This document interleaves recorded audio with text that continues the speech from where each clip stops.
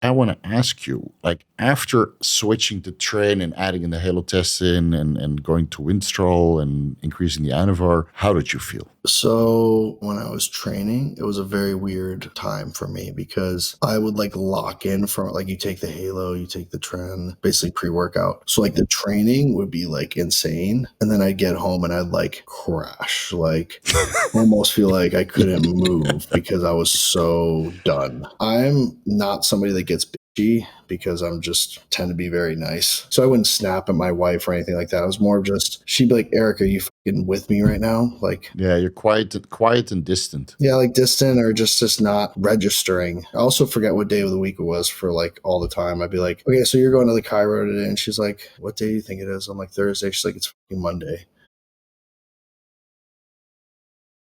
Awesome. Well, I've been excited for this call all week. I've got Vigorous Steve here. He's literally one of the top pharmacology experts in the space. He's hilarious, but also extremely knowledgeable. Think of Derek, more plays, more dates, but on steroids in the brain. So he is somebody that you can actually reach out to if you have any questions for yourself about a cycle or maybe some side effects you're having, or reading, like very, very good at reading blood work and understanding how your body's responding to a protocol, but also how to keep yourself healthy while you're doing these things. Obviously, bodybuilding is going to be inevitably a somewhat dangerous sport, but there are ways to mitigate that as much as we can. So reach out to him. I'm going to put the link in my description to get on an email or phone consult or video consult with him. And he is a legend. He is going to give you the best way to get maximum gains. Obviously, we all know that nutrition, sleep, all the other things play a role in it. But pharmacology is a big portion of what makes top bodybuilders successful as well. So make sure to check out that description. Steve, thanks for having me, and thanks for letting us garner a little bit of knowledge from you on this segment. Anytime, man. Anytime. It's good to talk to you. I remember we talked at the Mr. Olympia quite a bit, and then later on I met you at Zoo Culture. Right after the Mr. Olympia, we chatted there a little bit. Also, I've been following your career for quite a while, to the point I know exactly that Eric Janicki is the most entertaining bodybuilder on Instagram right now, and one of the biggest guys also. And we're going to talk about why you decided not to chase your pro card, which honestly breaks my heart because I was rooting for you, as many guys were rooting for you, but I get it. The pro card is less valuable and it's difficult to get. And like for a guy in your position where you're very popular, you have a great physique, you have a great following, you're hilarious on the gram and on YouTube. So I don't think you need it. It would be a nice accolade, but I would still like to know why you decided to kind of pull back and decided not to pursue it for now. And never say never, because you might get the bug a couple of years down the line where you're like, you know what? This last time I went for a pro card, my body changed, and now I think I can nail it. So what has been going on with you? Yeah. The biggest thing for me is essentially I am a very much so a person that I don't take for granted the people around me and how I affect them. And now having a family and children, the biggest thing that I've noticed post show is how much I show up for them. And what I mean by that is not just changing diapers or doing the things I have to do. It's more of the energy I bring, the happiness I have. And if I'm prepping very deeply, the biggest thing that was affecting me was the fatigue, the depletion, the brain fog.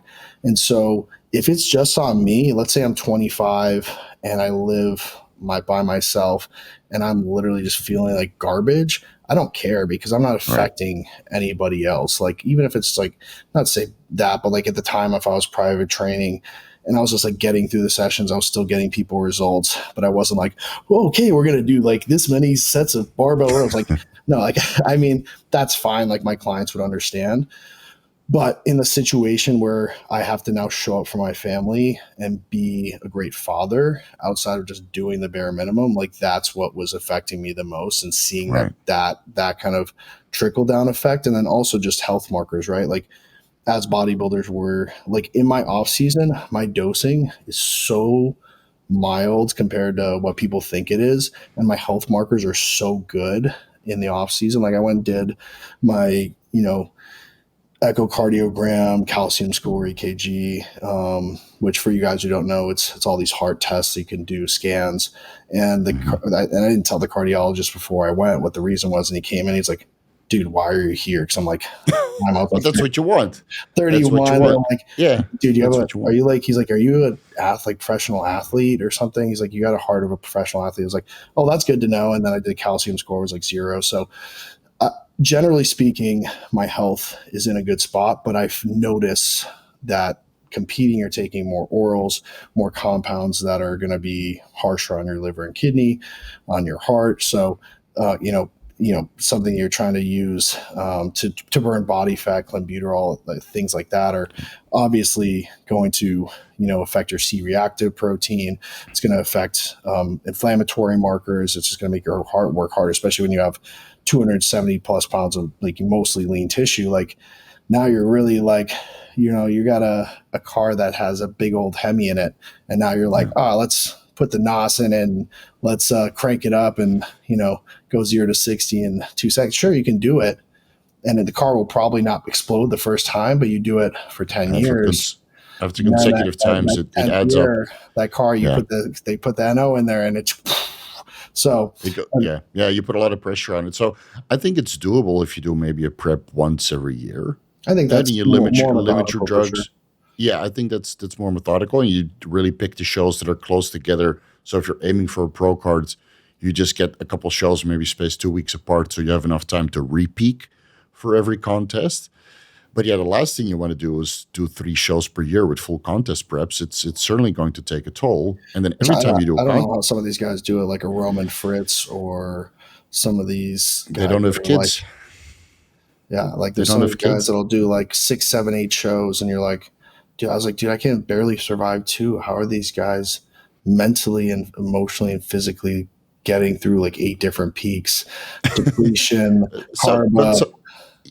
some guys just handle it differently also, right? Because I know I always struggled from 6% body fat onwards. I get, a little bit mentally crazy, and then you get this rain cloud over your head, and it doesn't matter what kind of compounds I run. I could do it on test only. I still get this rain cloud over my head, and I'm just insufferable. So that's usually where I pull the plug, because it really starts to affect my mood and how I interact with the people around me. And right, for business or for relationships or being a cat daddy, man, I got 7 cats. I need to be on my best behavior. So this is why I usually always pull the plug at one point or another.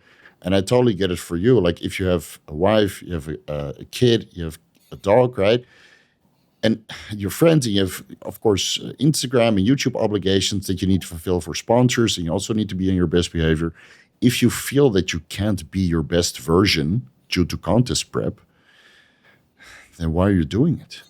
I see so many bodybuilders just go under like, I need to get a pro card, I need to get a pro card, I need to get a pro card, and they sacrifice so much, not just their health, but everything around them as well.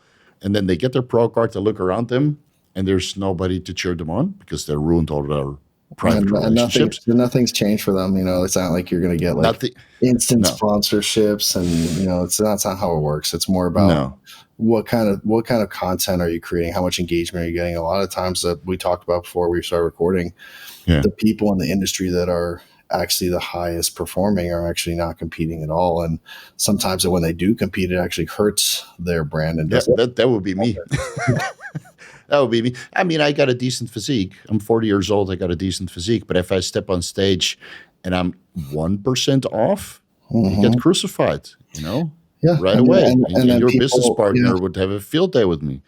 Yeah, I think that's the key. It's like they would like go for the jugular. They're like, oh, like this guy charges X per hour for like pharmacology, like, and this guy can't even get in shape for a show. Like, how well does he really know pharmacology? Whereas like they don't. That's probably not because of that. Maybe it's like obviously you were 2 weeks too soon. You needed 2 weeks to get leaner. You didn't peak 100% properly due to, let's say, something you ate or the way you slept, or the travel was off. Like that maybe has nothing to do with pharmacology, but that's what they're going to go for. Like straight up.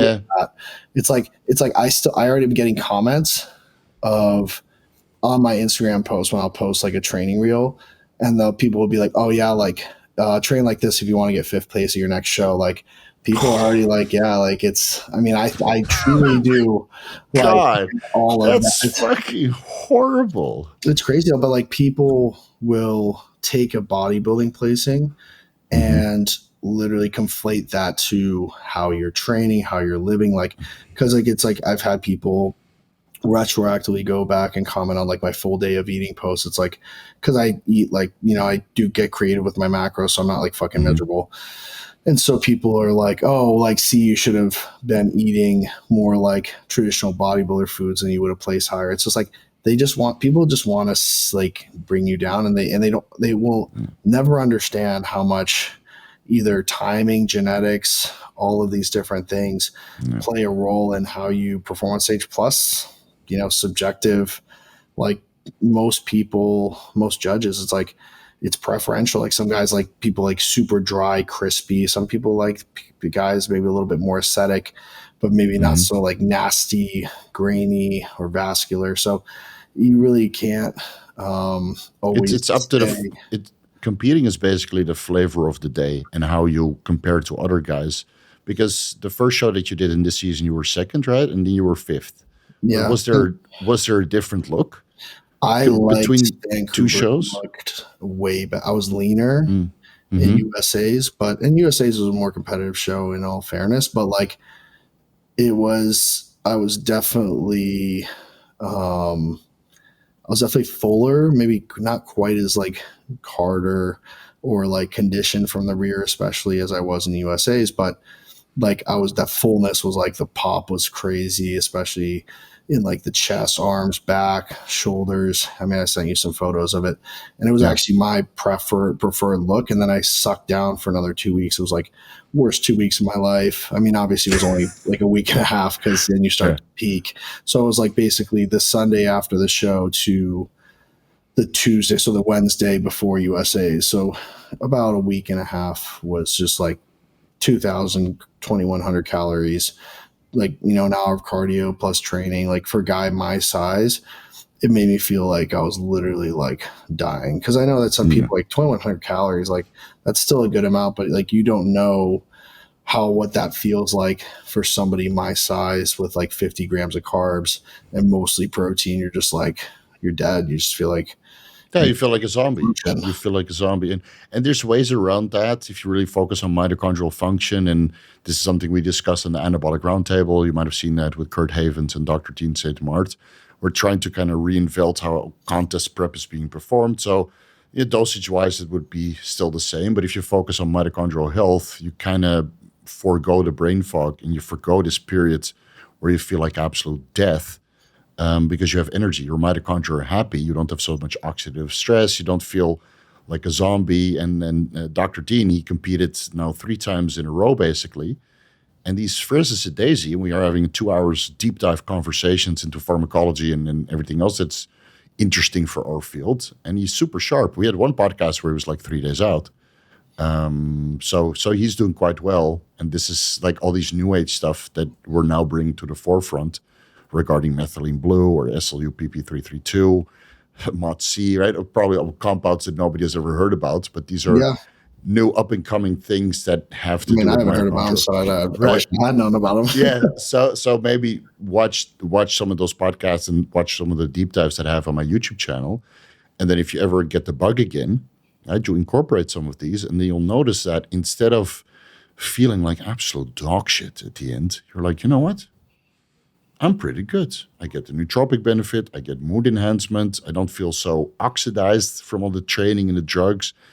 I'm actually in a good spot. And then you walk on stage feeling fresh as a daisy. And if you can, help with fatigue management and sleep quality, then it's a huge freaking difference. So that's why I know that there's hope for you, because now you've undergone a prep where you felt like death and you felt that you're probably letting everybody around you down regarding your mood, but it doesn't have to be that way. Yeah, no, absolutely. So it doesn't have to be that way. So don't throw in the towel just quite yet. Take maybe a year sabbatical, focus on your Instagram and learn as much as you can in the meantime. And then the prep life will always be there. Yeah. So, I mean, The thing that I'm going to do is, I mean, you've probably been watching some of my recent like stories and posts and whatnot, but I'm Mhm. just going to kind of like main gain in a sense. So I'm kind of running that like 350 test primo blend right now a Mhm. week, doing the IGF-LR3 growth hormone, testosterone and epomerone combo before bed. Mhm. Trying to think of what else I'm running that would be, I guess, growth conducive to speak, so to speak. But yeah, I mean, I'm doing like BPC and TB, but like those are Yeah. more like inflammatory reduction, not as much growth And it potential. helps with injury prevention and microcirculation. So if you can keep it simple, test primo, maybe some growth hormone secretagogues alternated with growth hormone on certain days and IGF-1 LR3 or real Increlex if you have access to it. I do. The real deal. So if you keep it relatively basic, I think you can stay in great shape, be presentable, be in a great mood because system primo is not something that ruins your mood. And then occasionally you throw in a little bit of Anavar through a compounding pharmacy, for expos or when you want to look extra crispy. I think that's very sustainable. It's like a basic cycle with mostly bioidentical hormones that are not very detractive from your health or your mood. You run that for a year and you can look very, very similar all the way through if your diet is on point, and just kill it on Instagram. And then when the bug bites, you can run whatever the fuck you want to run into a contest. Yeah, I mean, Yeah. I can grow on actually pretty low like I definitely have more muscle right now than I did I mean, like obviously post show rebounds are very pertinent and strong thing when you're Uh, so like insulin sensitive and you're so lean. But that being said, like I can grow on just because of my training. I mean, if you ever seen me train, it's like a little bit animalistic in the sense of what I put myself through, and within reason. I'm not like mhm. like clang and bang heavy weights. It's more of like people like when most people will quit, I'll do like with like slow tempo and it burns really bad. I'll do like 8 more, and then I'll do like 12 partial reps at the end. Like Yeah. So you, that's you focus a lot on time under tension, and that so that that that's really, what I've yeah, noticed is like really exploded my physique is just like the intensity focus over the progressive overload focus in terms of like yeah, I'm progressively overloading in one capacity because I'm pushing progressive failure using more right. tempo, more range of motion, partials, instead of being like, oh, I did 10 reps for 315. Now I'm going to do 10 reps for 322. Like Mhm. that's one way to progress. But I feel like, intensity techniques are also a very, very good way to Yeah, progress for physique, especially from a hypertrophic perspective instead of, let's say, strength perspective. Because as we know, those are different CNS modalities where one, you could be very, very strong and not look it, or say, let's say Vitali, or you mhm. could be, pretty freaking huge and have a pretty low max, big three. Yeah. Because first of all, you're Look, not training them in that capacity, but you're also, yes, there is going to be crossover. It's not like bucket A, bucket B. You're strong or you're huge. There's obviously the guys that are strong and huge, yeah, but it's more of like refined aesthetics. I think would be that one bucket, and then strength would be another. Like more guys that are kind of that really refined and healthy physique over time. And you see even Chris Bumstead has changed his training a lot from like if you look yeah. at training clips when he's like 19 or 20 versus now, it's a very different way that he trains. You got to dial it back at one point. I noticed the last couple of years that I'm older. I'm 40 years old. I can't train ballistically anymore. And I used to.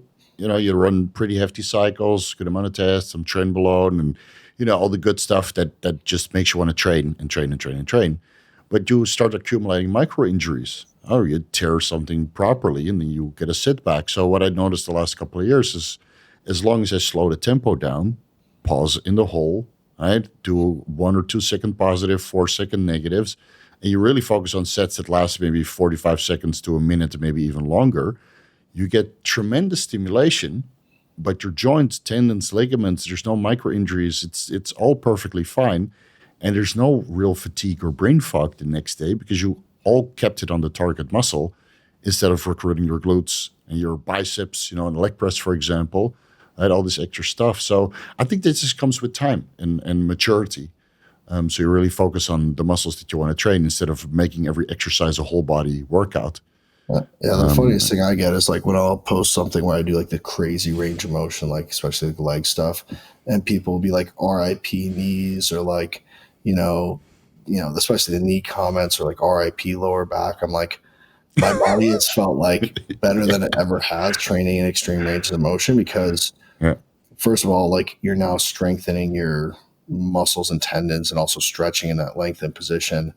And you're using probably 50% of the weight if you were yeah, doing it just to 90 degrees. So you're actually reducing joint like load on the joint, and it's proven to be actually beneficial and almost therapeutic for the joint to work through those yeah. full range of motion. Maybe not for like an athlete or a basketball player, football player.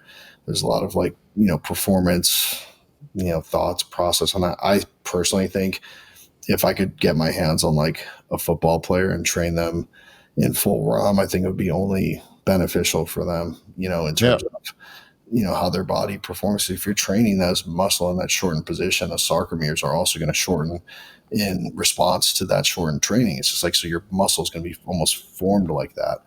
So when you're training in those super length, that's why I don't stretch. Everybody thinks I'm like, they'll see me You don't like need to because you're squat, already abs, training in the length. Yeah, you're training in the length of it's position. almost I've like done a this. forced stretch every time you train. Yeah, So, yeah. It's funny that a lot of us that get it, and then we fill the muscle up tremendously. Like I've been doing these super deep stretches for chest and legs and most body parts that you can do for over a decade now. And I really believe in full ROM, but it doesn't look so impressive because again, you can't really load up the bar or the weight. You can't bounce out of the hole because then you'll really tear something. So you have to mhm. do it super slow, and then they can't relate to it because they don't understand the full range of motion or the intensity required to really make that work on the target muscle until you live it. This is usually where the misconceptions come from. Like, why is he so big but using such small weights and this weird range of motion? Try it. Mm-hmm. Try it for a year. See what happens. I mean, why did I gain 20 kilos in 4 months? You know, just coming back to hormone, going back to steroid cycles after being off for a year. It's just the knowledge is there and the drive is there. So once you've built that up, it's so easy to develop your physique, but it just takes a while to get there. And of course, then you talk about your dosages, and people don't believe it because all the pros should be on 4, 5, 6 grams a gear, right? Mm-hmm.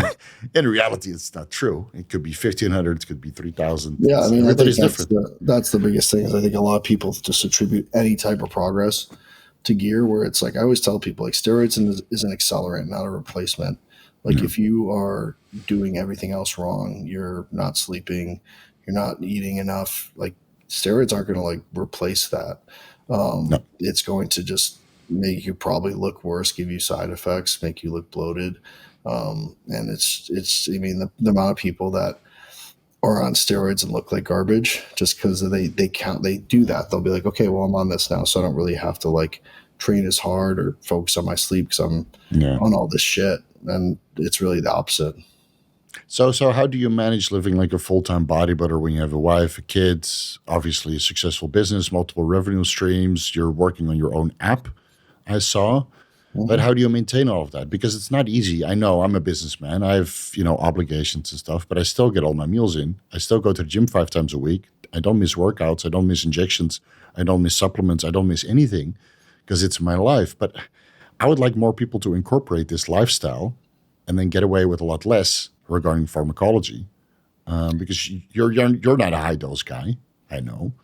So how do you like? What's your routine like during the day? How do you get everything done over the day? Yeah, I mean, I have lots of high performing clients, busy people that I work with in a coaching capacity. I tell them it comes down to two things really is the skills and then the preparedness. So what I mean by that is skills is going to be, let's say, learning how to meal prep, learning how to formulate a plan that's actually going to be enjoyable for you, like when you're training, when you're eating, because in reality you don't have to eat unless you're like a competitive bodybuilder, let's say 5 or 6 times a day. You can get away with eating, let's say 3 round meals and then a couple snacks or something before bed, something like that.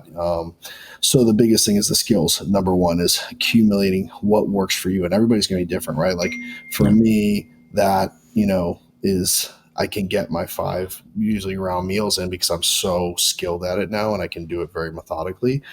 And then the second thing I mentioned is preparedness. So when you do have time, obviously, so let's say for most people, it's on the weekend, right? If you can go get your groceries and get protein cooked, and you can make like overnight oats or an oat loaf, or I make this like big, humongous like oat loaf with. I make like it's kind of like from Greg's cookbook, but I made my own version. But I was like canned pumpkin, applesauce, protein powder, oats, and like a bunch of other things: fresh fruit, peaches, apples, cinnamon. I've put it in this huge tray, and then You're making me hungry now. Stop it. It's so good. Honestly, like people come over and they're like, I need this. I need the recipe right now. Like, give it to me, because it's almost like kind of crunchy on the outside and the inside's like super. No, you got to stop. I'm still dieting for Mr. Olympia. And what's amazing about it is it's super low calorie because it's very voluminous. So it has like canned pumpkin, the unsweetened applesauce. I put shredded zucchini, basically shredded carrots. So like it's got all these ingredients that you don't really like. They don't take over in terms of flavor, but they give it a ton of volume. Apples, peaches, things like that, and then you bake it. And it's like the whole thing is like 2,100, 2,200 calories for this entire massive thing that you could, if you tried to eat maybe a quarter of it in a sitting, you'd like feel sick. So it's like 500 calories because it's so that's volume. Yeah.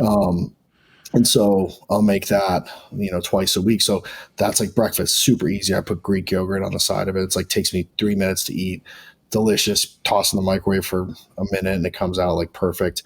So stuff like that, just like little hacks, preparedness is huge. So like what I'll do is I'll cook bulk protein. So I'll cook steak on the grilled chicken, marinate it. Takes me, and once you get the skills, so like a full meal prep, I'll put that loaf in the oven at the same time. Takes me about 70 minutes. And I have rice in the rice cooker. I'll do some like sauteed vegetables at the same time in a big wok. So like I'll have tons of stuff. You got a whole system for cooking set up. So you save a boatload of time, but you got multiple meals going on. So then you got your proteins, some veggies, some rice. You can do some roasted potatoes, some stuff from the grill, and then you literally just for a meal you'd be like, all right, let's put a little bit of ground turkey, a little bit of this, sweet potatoes, and then some of the sauteed vegetables, and you toss it in the pan or in the microwave for 2 minutes, and you got a meal and you eat it, and the whole process took like 8 minutes. And so whereas if you had to sit down, take out raw chicken out of the fridge, take some peppers, onions, you're talking 30 minutes later, and of course it's going to be impractical for 90+% of people, even if you work from home. So that's why I always work on. Number one, let's accumulate the skills in terms of like finding foods that you actually like. And then number two is the preparedness of getting on top of it proactively, because retroactively you're fucked. You get into like Tuesday, you've got no food in your fridge and you're a busy person. Like realistically, you're probably gonna be eating out for the rest of the week and making bad food choices. So and then of course you can order some meal prep services, right? Those are usually good, but really good option for some people that. But I would still prefer to cook your own meals, and you can get most of it done on a Sunday or Saturday, whatever you prefer. Exactly. You do your grocery shopping, you prepare all the meals, you listen to podcasts, to kind of keep yourself busy. And I think in 2 or 3 hours you can prepare a week's worth of food, and then all you have to do is cook the rice in the morning because of the resistant starches. So it's better to prepare that first. But how much time do you need to spend on a rice cooker? I mean, come on now. I mean, about 2 minutes to write 2 cups of rice, 6 cups of water. You toss it in, you got your rice for the day. So done. And you can even steam vegetables in the steamer tray or make some meatballs in the steamer tray. It works very, very well. So I think that separates a lot of people from basically the winners from the losers is the meal prep. I think the nutrition's a humongous component, and then recovery and sleep.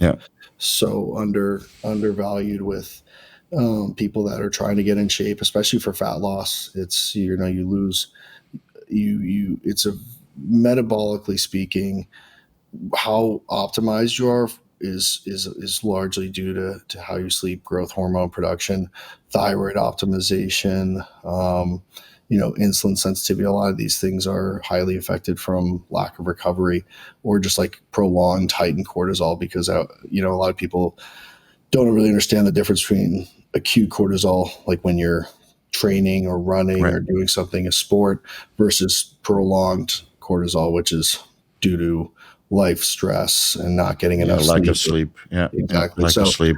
so those are things that people want to get the hacks of. Oh, how do I, lose fat? And you're like, okay, how's your sleep? They're like, oh, garbage. And you're like, okay, well, let's Oh, start there there it and then is. work our Yeah, way backwards. yeah, Um, so yeah, a big thing for us is like we know our twins are going to wake up anywhere between 5:30 and 6:30, but sometimes even 5. So if we're not in bed by 9:15, 9:30, let's say we wait until 11 and they would have one of their mornings when they wake up at 5, we're in bed for 6 hours. That doesn't mean you're getting 6 hours of sleep. That means yeah. a little time to fall asleep. Maybe you have a couple times to pee. So you might have substantively got, based on like a tracking watch or something like this, like a Fitbit, maybe 5 hours or 5 minutes and five Yeah. hours, 5 minutes, something like that. Whereas if, we're in bed by 9:15 and they wake up at 5:30, that's a good, what is that, 7+, and then if they sleep until 6:30, then you're at 9 in bed, but you are at 8+ for actual substantive sleep. Right. So that's I think that's a big thing that people could start to understand is sleep hygiene, getting off of blue light or blue light blockers, reading more before bed, or just like spending time with a loved one or having a phone call.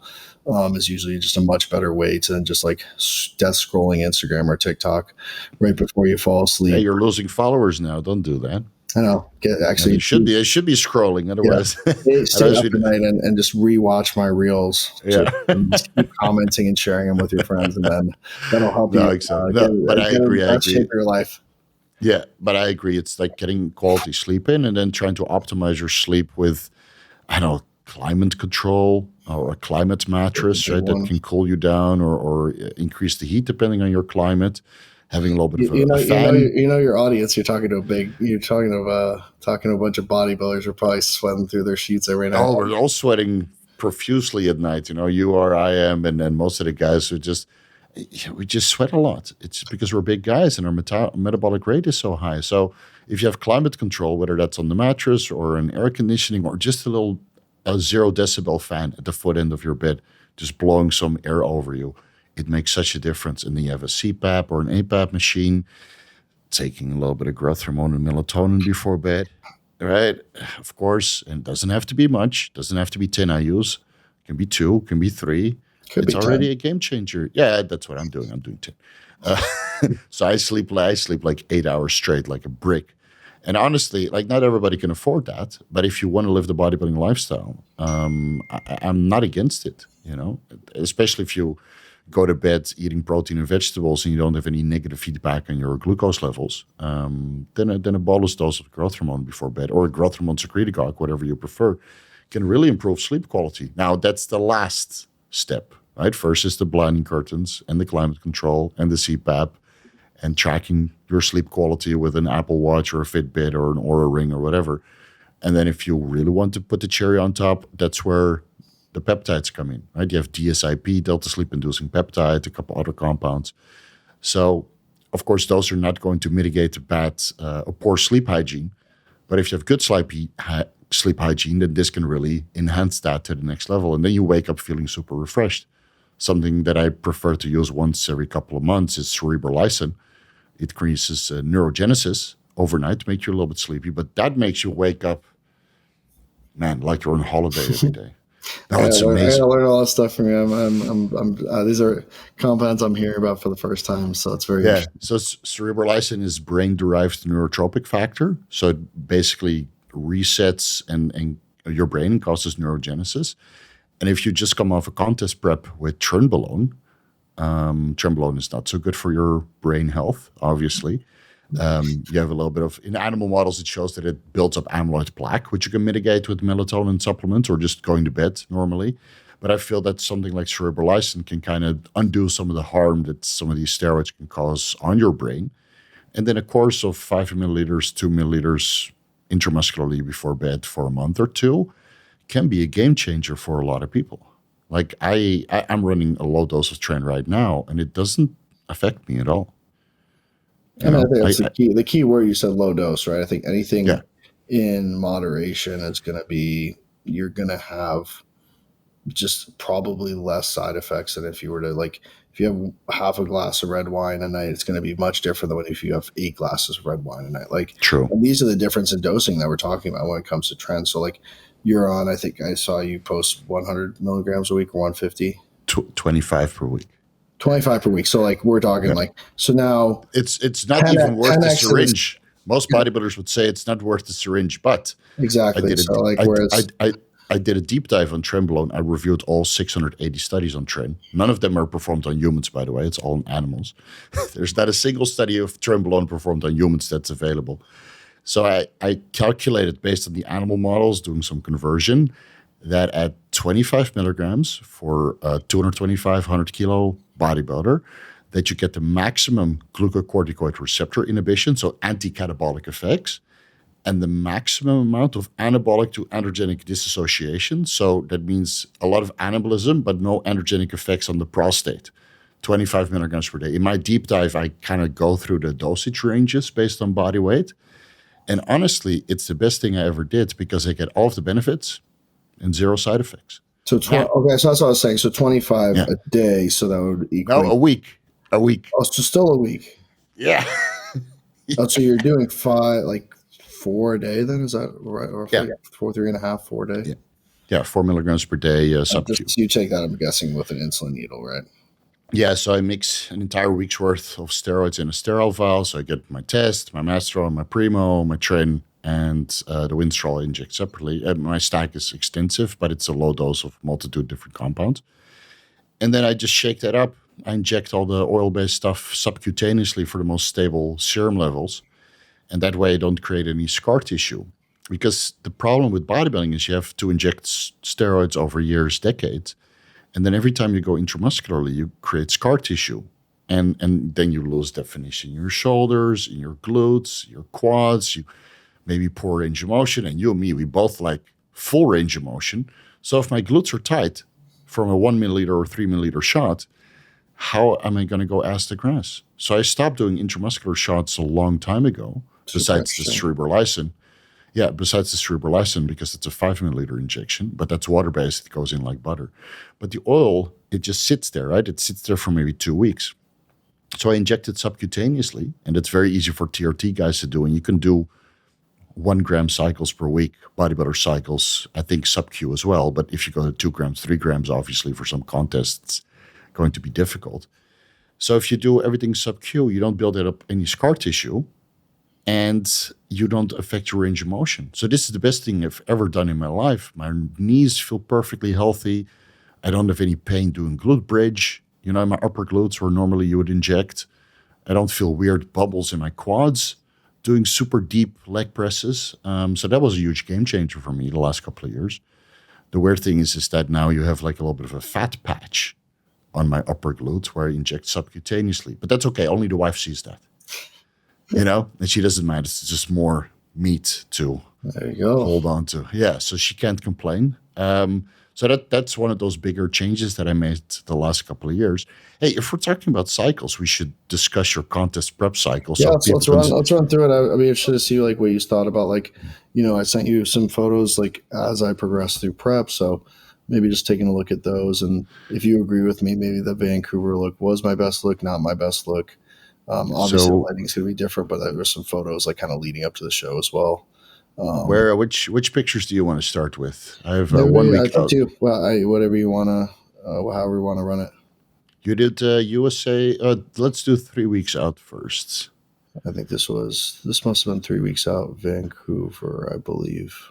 You can see this, right? Yeah, that's 3 weeks out. Vancouver, because I'm still shrugging my shoulders and my front lats, so I think it was before I improved my posing. So this is really good. You look dice to the socks here, full as a house. See side chest, you get a little bit of fat in your lower glutes and hamstrings, but that's normal for 3 weeks out. And of course, you time the drugs in a way where you start to drop water retention the last 2 weeks. Yeah, this is a very good look. A little bit on the flat side, some poses. Oh, naked shots, nice. Of course. Of course. Let's have a look at the 1 week out. You did the USA's first, right? This was Vancouver first. Oh, Vancouver first. Okay, so we'll do 1 week out before the Vancouver. So here we can compare glutes. Here you're basically dialed in. Hamstrings are in. Glutes are separated. Lower back is in. This is a very good look. A little bit more dicey 1 week out. Still a little bit of fat in the lower glutes and hamstrings. These are great shots, man. Let's have a look at your stage pics. Show the... Oh, Yeah, it's USA's. oh, show the Vancouver.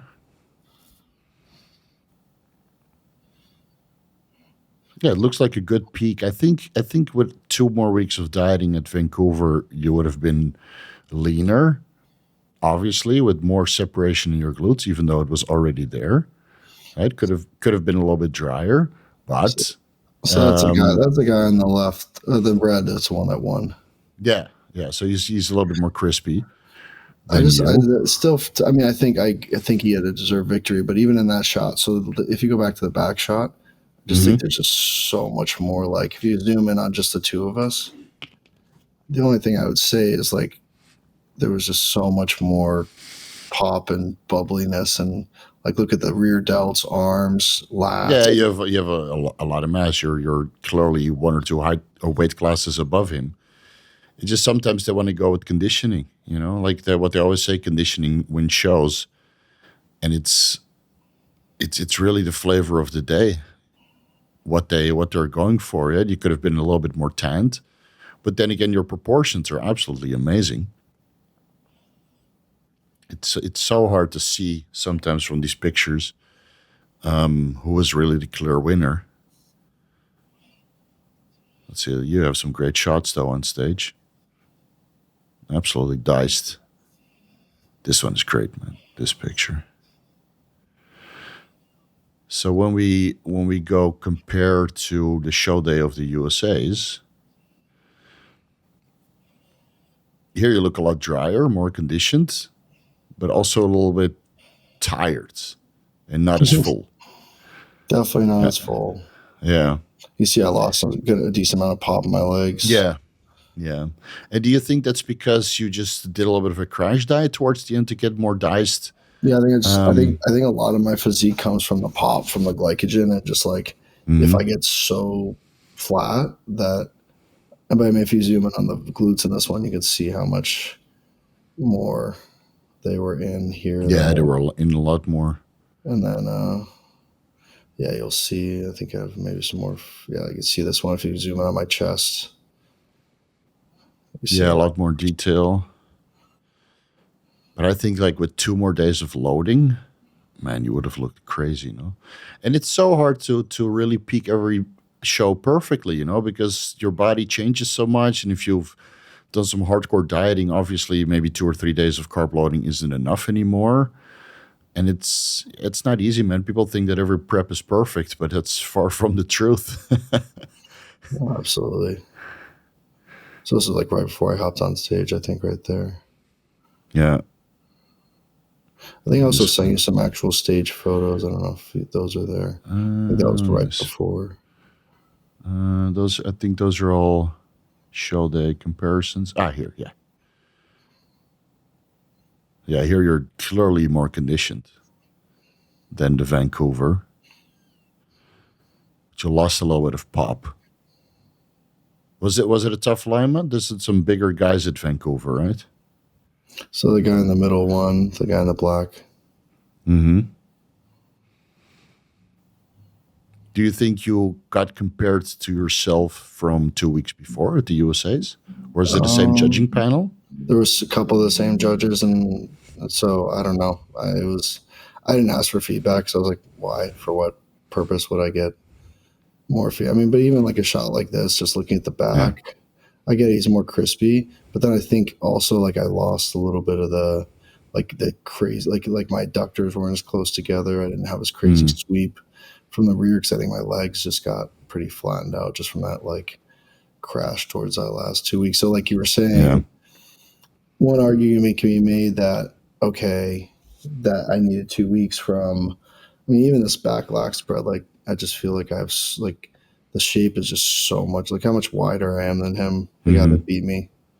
Like look how much Yeah. better I'm hitting the pose too. I mean, this wasn't even like mid pose either. Like this was I found a photo where he was like, because there was a couple where he was kind of like getting set, and this one was like he was actually set. So this is how he hit his back lat spread. So just seeing how much more density and width I have, like I get it, he was peeled, but I mean, What I always told when I was still coaching my bodybuilding clients is try to get the footage, the video, so you can really see what's going on, because not everybody is in the same pose at the same time, right? And that makes it very, very hard to judge. So sometimes you look better, and other times the other guys look better, but maybe it's because you're not in the pose yet, or they're not in the pose yet, or maybe they're shaking, right? So all these little things translate so much better if you have video footage than just pictures. So that's something I would recommend if you do a show again. Just not bring somebody there with a video camera, so they can film the whole thing and just see how everything compares. Because that's usually a much better indicator on what's going on, what you need to improve. Because the feedback of the judges sometimes is all over the place. It makes it very hard to kind of learn from that and see what you need to improve. So here is your 6-week out plan. There's some details. 1.5 gallons of water per day. That's good. 5 turns of pink salt per meal. That's good. Let's see. 270 grams of protein, 14 grams of carbs, 60 grams of fat. Still in a decent caloric intake at 6 weeks out. What is a CV removed? That's cardiovascular. That was just for like that day that I sent you, but I was doing about 40 minutes of post training cardio at that point. So it was after I work, because it's like with the babies and stuff, fasted cardio is not an option. So I would get my steps, but like actual machine cardio was about 40 minutes post training. There was another. Which one is the down a little bit? Down a little bit. This is, you sent me a picture here of, like, you have 2 cycles that you sent me. One was maybe at the start, and one was. It looks like this was a 6-week out.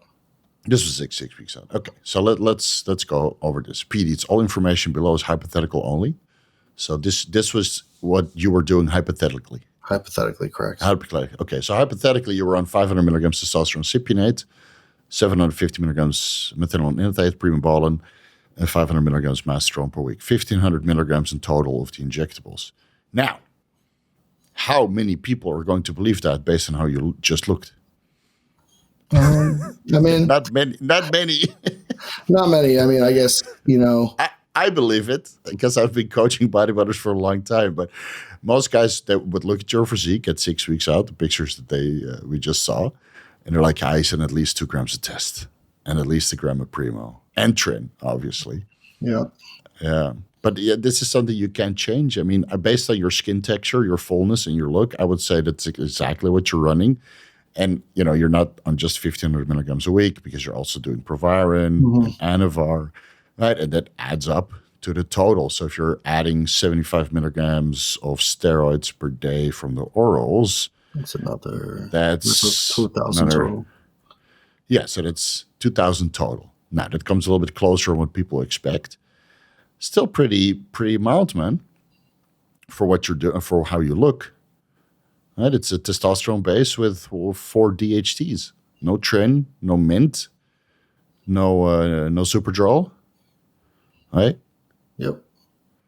All right, so the ancillaries, metabolic stuff, 80 micrograms clenbuterol, fasted upon waking. So when you take 80 micrograms of Clen and 20 milligrams Yohimbine per day once in the morning, how do you feel? Because it sounds like an incredibly high dose of not stimulants. Bad, actually. I don't ever I haven't had any negative. When I do run Clen, I don't get the jitters or anything like that. I don't know why. Okay. Maybe I'm not getting real shit, but yeah. I mean, I would be like this, clammy and yeah, sweating buckets, bit, but not. and that was titrated up to 80. So we started like 20 Right, of and then course. 40 and then 60 for, a given period of time, probably 2 weeks at a time. And then, obviously when you can modulate up, your body can auto-regulate more easily to that heightened Mhm. dose. So I would say like, yeah, no, I wouldn't say I had any like, oh my God, like I would take it and be like 20 minutes later, like, oh fuck.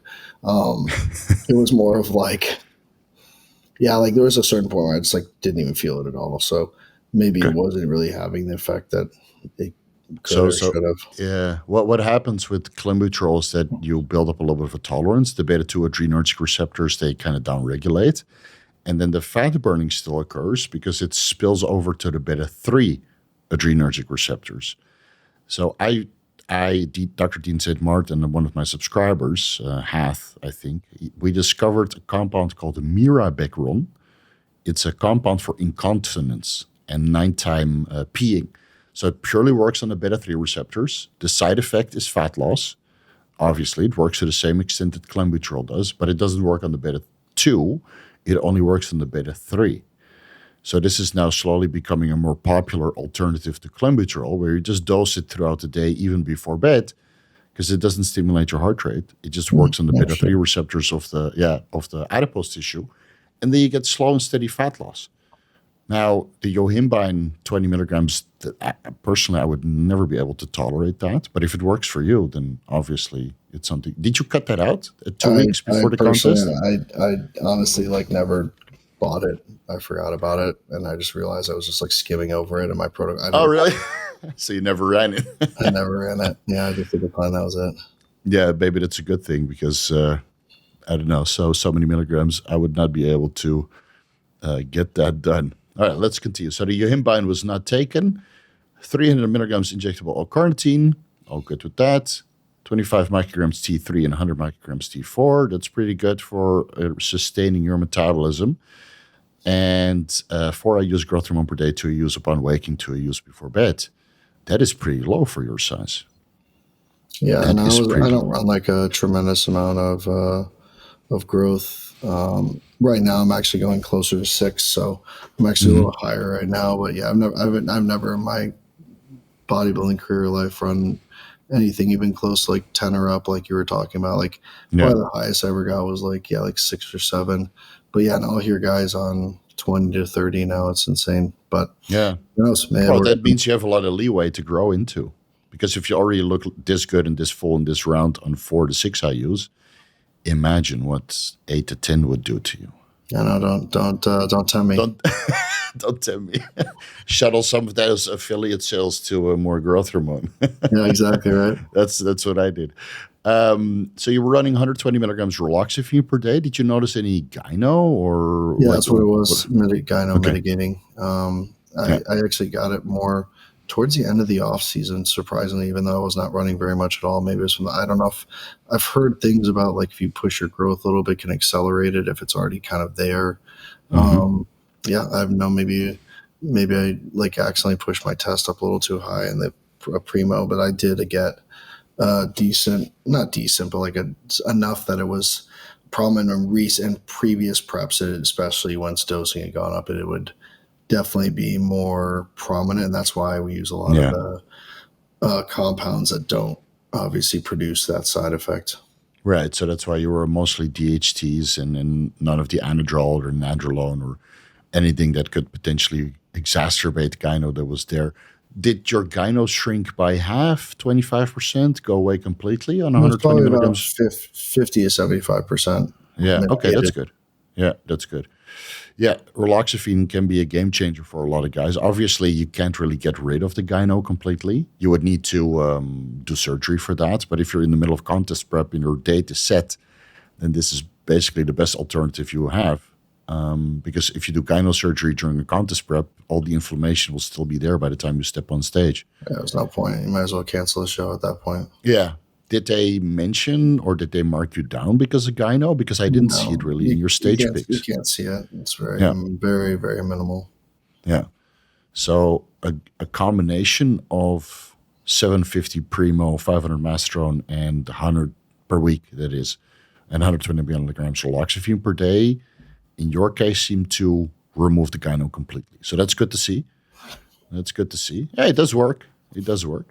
And then you have organ support, multivitamins, so your general multivitamin, 10,000 IU vitamin D, 5 grams omega-3s, magnesium glycinates. You could increase that to 1,000, maybe even 2,000 milligrams. I think I Not was that- on 1,000 because Yeah. that's what I was taking. I think maybe Good. 2,000. So I think I was on 2,000 milligram pills. So I think that's what I was taking before that. So I just kept Yeah. doing with what I had been doing before. Right. And then you have NAC, Tatica, astragalus, and citrus bergamot. You don't have any ezetimibe, telmisartan, or other kinds of ancillaries to kind of control your lipids or your blood pressure? Not that I was taking. Yeah. Okay. Did you notice on this protocol when you were like 6 weeks out, did you notice any blood pressure issues No, it's or like I was going to lipid say, issues? I remember sending my coach, I went to do a blood draw for Red Cross, like a little bit of a blood dump, and they take your blood pressure there just because I should be taking it every morning. I just have never had an issue with it. It was like 110 over 60 or 70 or something. It was like super, like this was like after training, afternoon. Obviously, it had stimulants and it was that low. So I think it's just a testament to the way I like train with like, my heart rate gets up every set just because, obviously I'm training like leg sets are like sometimes 90 to 120 seconds plus. Yeah. I had Greg Doucette time me doing a leg press set and it was like 3.5 minutes. So the problem. No wonder they're so big. Yeah, the problem is for me towards the end of prep is I'm so conditioned that to even get my heart rate into like 120, 130 on cardio, I can't just like incline walk. If I incline walk, my heart rate will be like 104. So like I really have to like push, like hands off.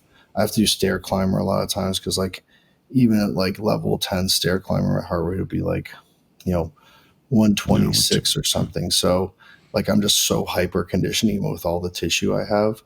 Like, a lot of times my like calves and quads would start burning on the stair climber before my heart rate actually got to the target zone. So I think that's just, it's the conditioning is so high that the blood pressure tends to stay lower.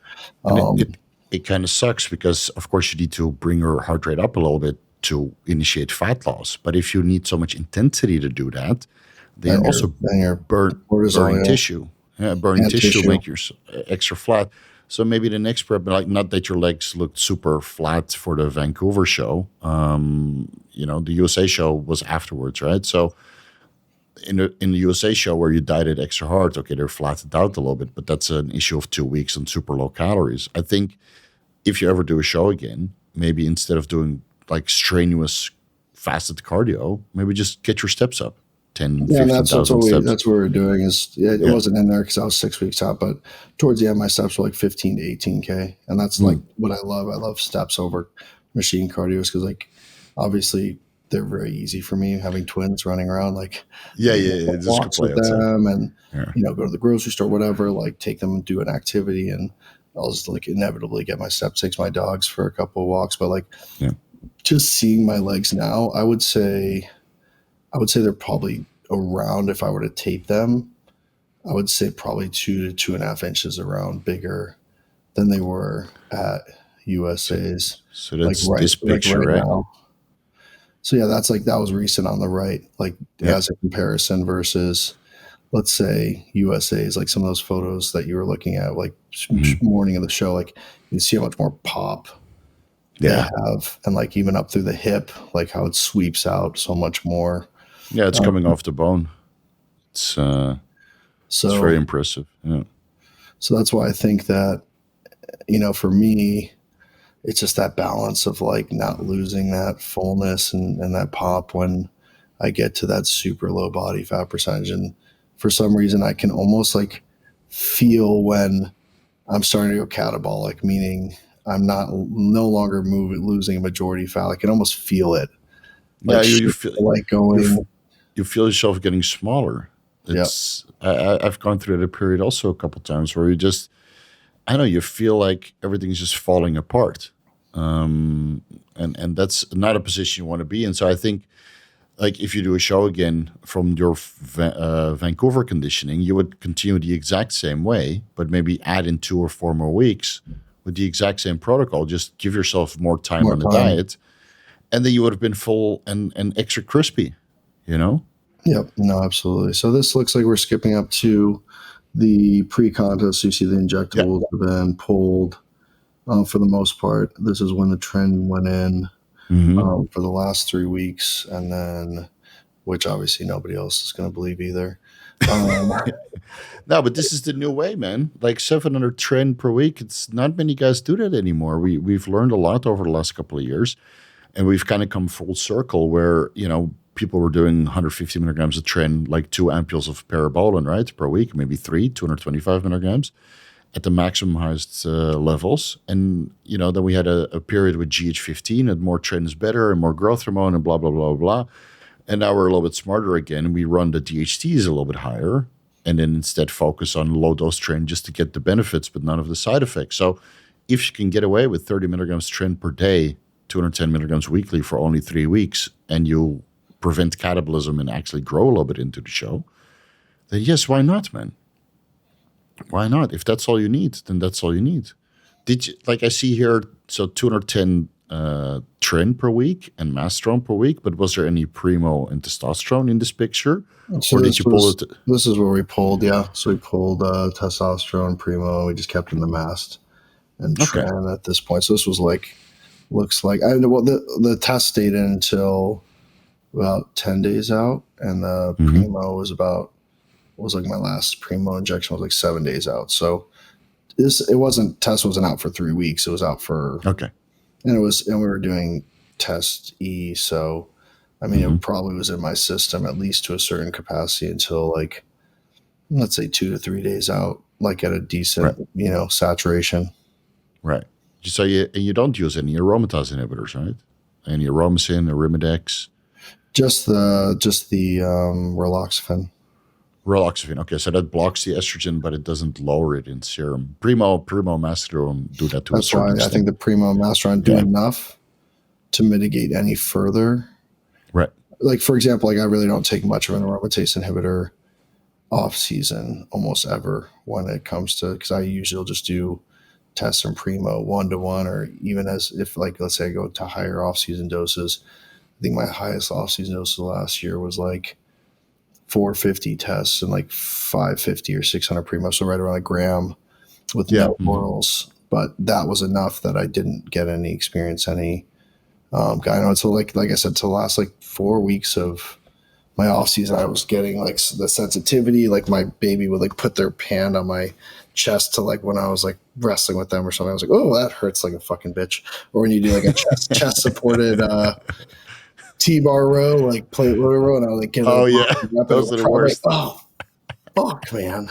You gotta tape those nipples off, man. I know, right, man? So yeah, I don't know what lent itself to that, but for me, it's like that. It's like not there, and then all of a sudden, just like really there. Not like you'd just be like visibly, but more of the sensory type of side effects, the itchiness, sensitivity, pain. That'll go from like 0% to like pretty prominent, like less than a week. So I don't know what it lends itself to that, but yeah, it's not as much visual as it is just like feeling it. Yeah, and that's kind of pulls you out of the mode of training hard sometimes, especially with chest supported stuff. So here I see Wednesday the 27th. I guess this is a couple days before your show where you start pulling in the Halo test in 2 weeks? 2 days. Oh, 2 days. Okay, so you were only on Halo testing for 2 days. No, we ran Halo for the 7 days out. Oh, 7 days out. Okay, so Provarin is still pretty much the same as before. Anavar increased a little bit. And then Winstrol, 100 milligrams per day. This is oral Winstrol, right? Not injectable. Correct. Yeah. Okay. So after going on the Tren, the ancillaries are pretty much the same. The rest is just training stuff. So let's go back to full screen because I want to ask you, like after switching to Tren and adding in the Halo testing and going to Winstrol and increasing the Anavar, how did you feel? So when I was training, it was a very weird time for me because I would like lock in from like you take the Halo, you take the Tren, and like and I was like microdosing my Tren throughout the week, so I wasn't taking like it like 2 times a week. I was taking it daily, basically Mhm. pre-workout, and that with the Halo was in for like 10, actually more like 10 days. So it was like because I remember it was right before peak week, so like the Mhm. training would be like insane, and then I'd get home and I'd like crash, like almost feel like I couldn't move because I was so done. Yeah. So I get this like peak of life, just like looked crazy, see the vascularity and train hard, and I would be training the way I always do with like crazy range of motion, time under tension, failure sets, past failure sets, supersetting with like some deficit push-ups, shit like that. And then I like get home and I do my cardio and get home and just be like, I literally can't Yeah. fucking move. I was also having a problem with like halfway through. I wasn't taking any insulin, but halfway through my cardio, I'd Mm. be going hypo. So like I had to stop. I Yeah. kept trying to do the stupid shit where I'd like keep pushing through it, but um, yeah, no, There's nothing there, when you're that lean and there's no glycogen, you're depleting. There's nothing there. You can't even do cardio. That's why I usually tell people just to walk or do posing, because the last thing you want to go is hypo, and then you have this cortisol dump, and then you actually go a little bit catabolic, and you might lose a lot of electrolytes because you're sweating profusely. It's rough, man. and People the don't get sleep, it. the sleep was tough. Then I don't think Yeah. it had to do as much with like my response to the trend because I've slept okay on it before. It was like the hunger. Like I'd be so hungry that I'd fall asleep. I always fall asleep fine, like 9:30, fall asleep. First time I'd wake up at like 1 and I'd be like, oh my God, like I'm fucking so hungry. And then I would like try to go back to sleep. And so what I'd do is like a hit of like a vape pen, CBD Yeah. and THC combo, drink some water, like a half glass of water, just try to put something in my stomach. And then usually that help me fall asleep again for another 90 minutes until let's say 1. So it was 1, maybe like till 2:30 or 3. And then I was just up like, Yeah. but the problem is like this, it's not an option to just fucking eat. Like if you have 2,100 calories and you're my size, you eat your first meal at 3 in the morning, you're fucking toast. Like, cause then you got to spread the rest. So let's say you have 600, 700 calorie breakfast. You got 1,400 calories to spread between 3:34 in the morning and You can't. 7, 8, and 9 at night. Like you're just you can't, like, you're just so hungry. It's hard to even like function. And so the brain fog, the depletion, and then I was just dead tired because I basically just be lying in bed from 2:30 or 3, Mm. or waking up or going to the bathroom to like look at how lean I was. Like, it's just a shit you do as a fucking bodybuilder that like no normal human being does. Like I Am I turn shredded yet? And you go I 5 hours literally, later. that's what I Am I do. shredded now? I literally fucking 3 in the morning. There was like I have a big like master suite bathroom with a big like glass shower, and the way the light, like you can't really see, like if you have the front lit mirror kind of, Hmm. like you can't really see conditioning because it's front loaded. Right. Whereas like if you go and do the overhead in the shower, so I'd be like in my shower, like through the glass, like looking at my fucking glutes.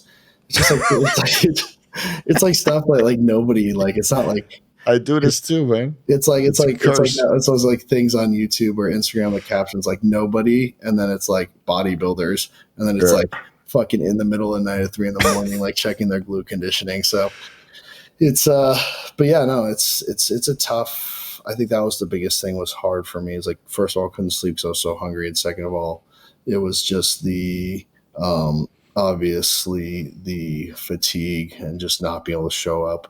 Like I'm not somebody that gets bitchy because I'm just tend to be very nice. But it's more of like, so I wouldn't snap at my wife or anything like that. It was more Right. just she'd be like, Eric, are you fucking with me right now? Like Yeah, you're thing. quiet and distant. Yeah, like And distant or just not registering. I would say something to her. I also forget what day of the week it was for like all the time. I'd be like, mm, okay, so you're going to the Cairo today, and she's like, what day do you think it is? I'm like, Thursday. She's like, it's fucking Monday. I'm like, oh fuck, okay.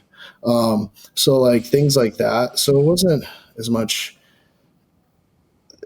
the just being angry or mean. It was more of she's used to this very sharp on it, kind, giving person that's now forgetting what day of the week it is and not very present, always thinking about like, okay, what do I have to do today? When's my next meal? Like, Yeah. what am I doing my posing? And so you're just like, and you're like, keep looking back at your photos. You're like, I'm like waiting for Callum to message me back to see like how he thinks it looks like.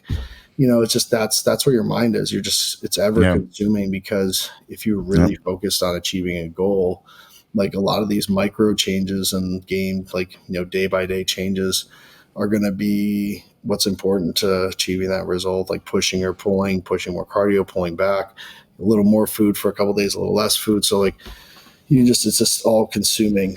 And that's where I think I was struggling the most with, Yeah. not the effect on me, but the effect it was having on the people around me. I do have an important question for you, though. Let's say you won at Vancouver and you got your pro card. Would all of that been worth it, and would you be willing to do it again to step on a pro stage?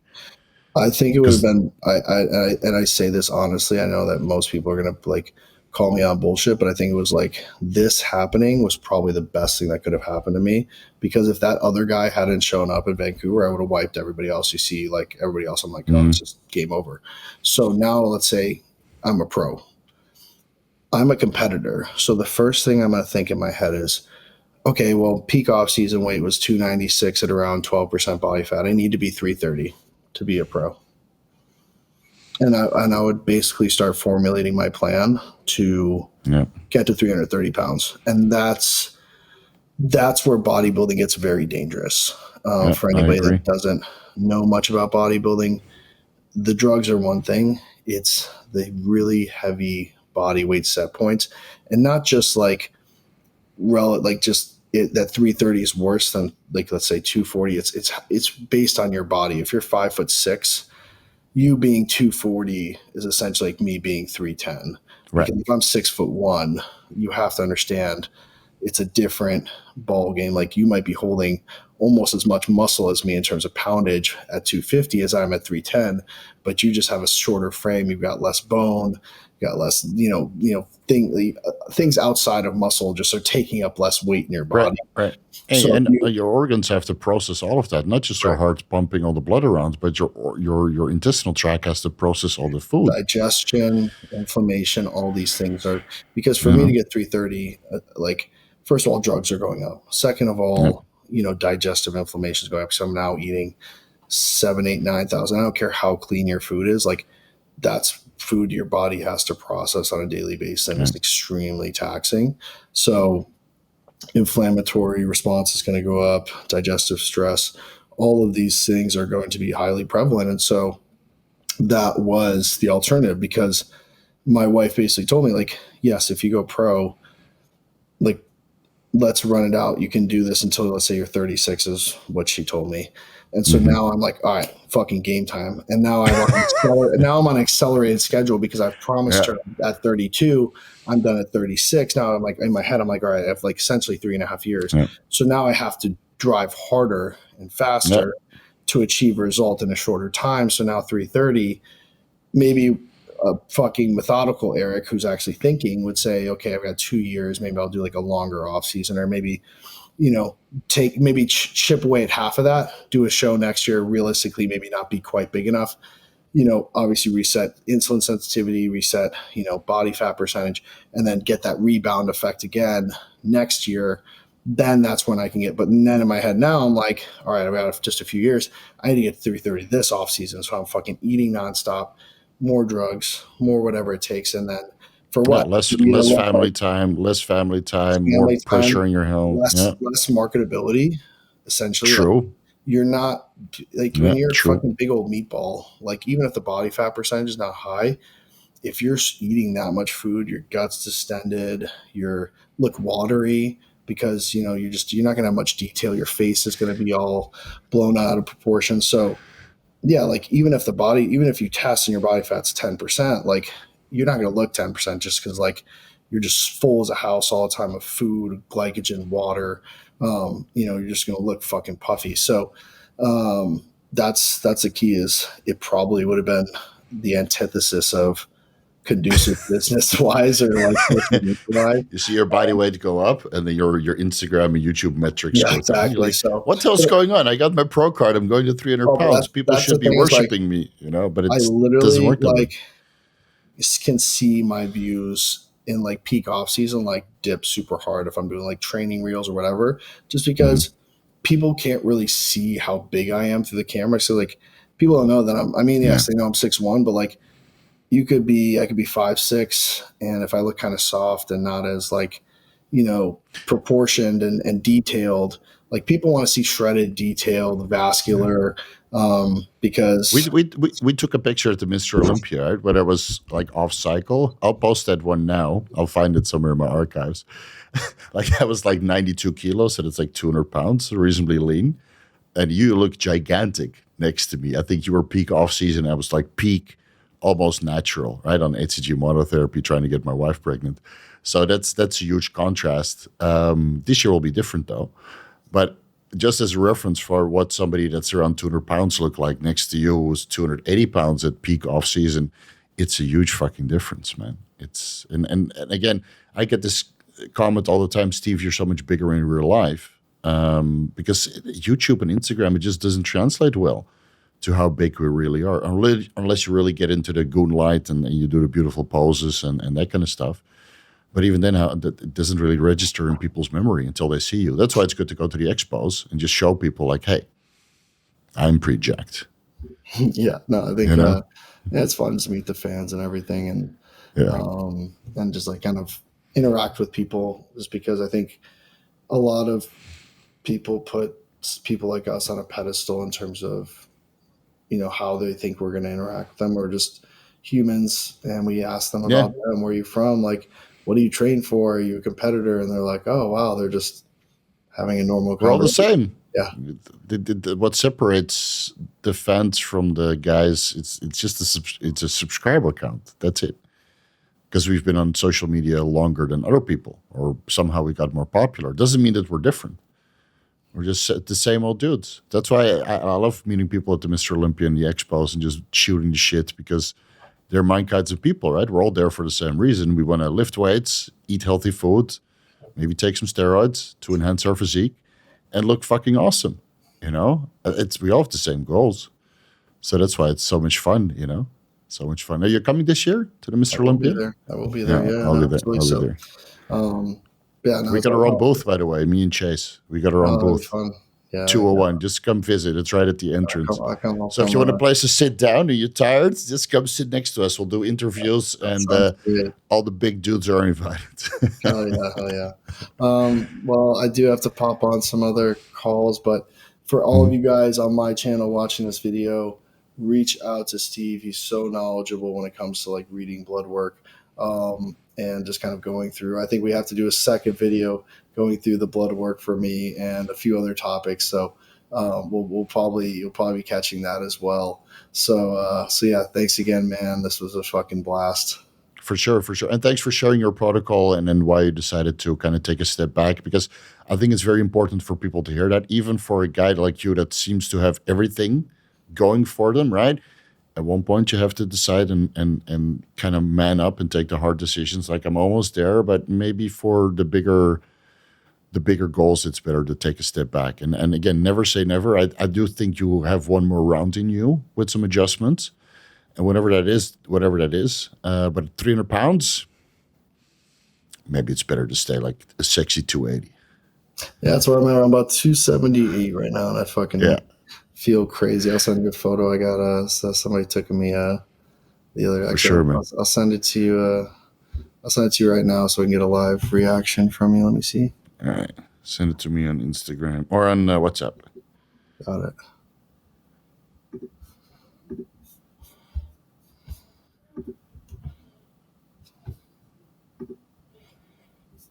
Yeah, this was like 2 days ago.